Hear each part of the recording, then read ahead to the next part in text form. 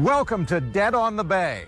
Eye on the Bay, actually. And we are celebrating Dead Bay Area. But don't flip the dial, don't change the channel, because actually this is a celebration of some of the life of the past in the Bay Area. For example, we're going to come see Joe DiMaggio, baseball great, the Yankee Clipper. Bay Area cemeteries are veritable who's who. Like James A. Folger, you know, the coffee guy.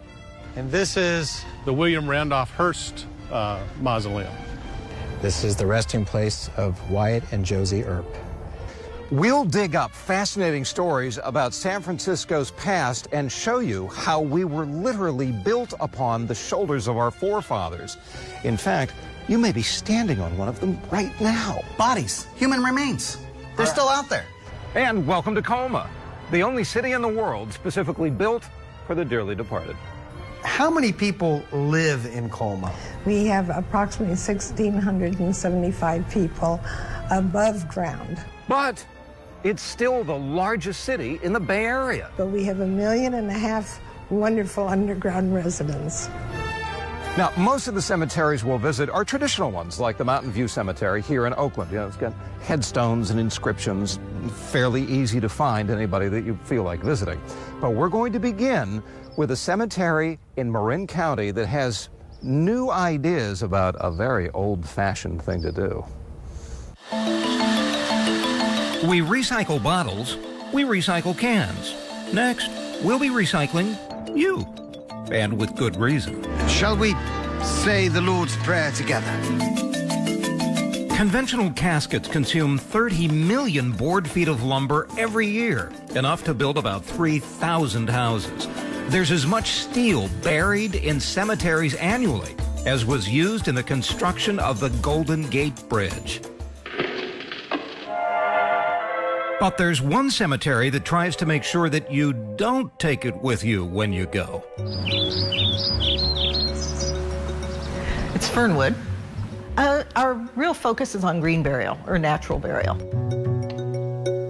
It begins with the box you're buried in. In most cemeteries, where you're required to have a grave liner or a vault, which is typically a concrete box that goes inside the ground, and then the casket is placed inside of that.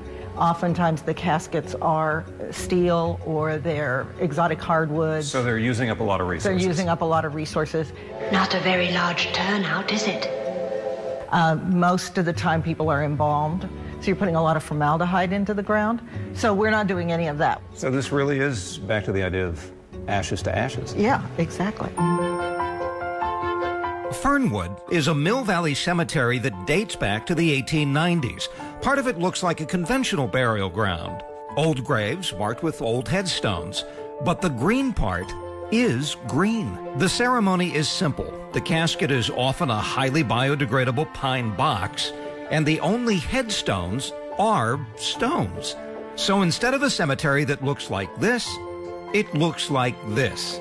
Do people always want to know where their loved ones are buried? Not always. Really? Some people really just want to know that their loved one is somewhere in this space. It's communicating with the dead. Right, exactly. This ungainly device can detect RFID tags. The same tags Fast Track uses to keep track of cars are buried with the dearly departed at Fernwood. So it's detected the radio frequency ID tag. Right. Now it's looking through your database. And it's finding out who that is. Fernwood also uses GPS to locate unmarked graves. Well, it is beautiful, but you really wouldn't know you're walking in the middle of a cemetery. Correct. What kind of person decides to be buried in this fashion? Most often it's people who are concerned about the environment. And if that's you, Fernwood would be happy to be the last people on Earth to let you down. Yeah, in many ways, cemeteries are a celebration of life, not death. Take, for example, Malloy's Tavern in Colma. Just across the street from Holy Cross Cemetery, this local watering hole is where people send off beloved spirits by imbibing in spirits. People mourn here, and they celebrate here. It's also a hangout for the people who are the last ones on Earth to let you down, cemetery workers. And there are a lot of those in Colma, as correspondent Dave Stelk explains. We are very unique. We are the only city in the world, as far as I know, that was incorporated to preserve and protect its dead. This is our cemetery room. Just a stone's throw from Headstones is the Colma History Museum, where President Pat Hatfield safekeeps the city's underground legacy. How many people live in Colma? We have approximately 1,675 people above ground, but we have 1.5 million wonderful underground residents.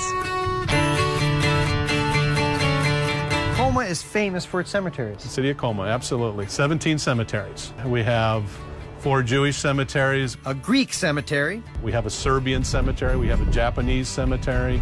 An Italian cemetery. We have several Chinese cemeteries. A pet cemetery. So we have a little bit of everything here. So there are 1.5 million people buried in Colma. There are. This is the first, though.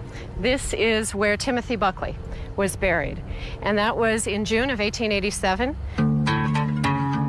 Mr. Buckley was the first to come and not live in Colma, but like most of Colma's residents, he came from the much larger city of San Francisco, just a few miles north, where there aren't many cemeteries, but that wasn't always the case. There were 27 cemeteries in San Francisco. This is a ledger that was made in the 19-teens. Mission San Francisco de Assisi Dolores, where the whites first settled, and fittingly, as historian Andrew Galvan explains, here is where the first ones are buried. That shows us a plot map of our Mission Dolores Cemetery.